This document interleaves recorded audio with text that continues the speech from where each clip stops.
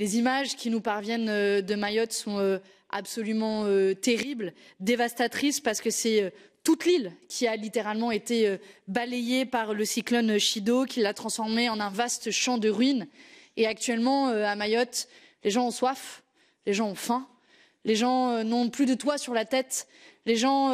ne savent pas, n'ont même pas de nouvelles de leurs proches. Et c'est évidemment pour eux que je voudrais avoir une pensée émue, solidaire pour toutes les habitantes et les habitants, les Mahoraises et les Mahorais, ceux qui sont encore dans l'angoisse d'avoir des nouvelles de leurs proches. Et évidemment remercier au nom de mon groupe l'ensemble des secours, toutes les personnes qui œuvrent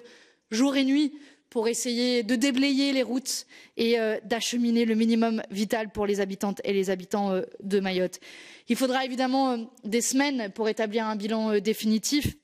Et le premier bilan nous fait craindre déjà le pire, et c'est sans aucun doute l'une des plus grandes catastrophes climatiques qui ait connu non seulement la France, mais l'Union européenne dans toute son histoire. L'urgence, donc, aujourd'hui, c'est la solidarité massive, immédiate face à cette tragédie, et l'Union européenne a un rôle spécifique à jouer pour apporter sa solidarité et son soutien massif à la France dans ces opérations d'urgence. Mais je ne peux pas m'empêcher quand même de penser à cette heure-ci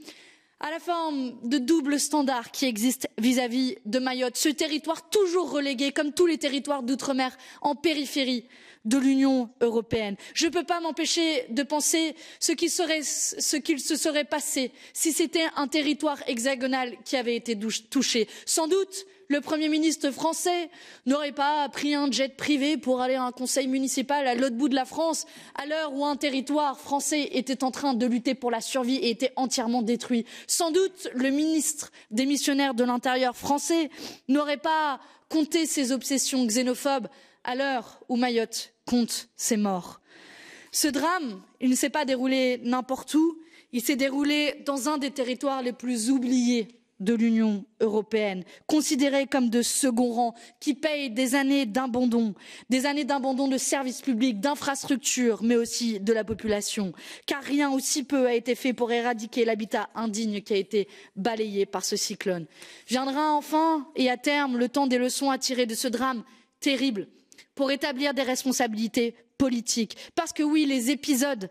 de catastrophes climatiques vont continuer à se multiplier sous nos yeux. Parce qu'à l'heure où ce cyclone a frappé, la température de l'eau était de plus de 30 degrés. Et au même moment où ces catastrophes climatiques se multiplient dans l'Union européenne, nos dirigeants européens sont en train de détricoter le Green Deal et le peu de régulation climatique que nous avons. Je vous parle aujourd'hui avec émotion et avec colère, parce que je refuse qu'on mette cette poussière sous le tapis, qu'on renvoie ça à un territoire si éloigné et si oublié, et qu'il faudra tirer des responsabilités parce que cette tragédie nous oblige collectivement et qu'il ne pourra jamais y avoir un retour au statu quo.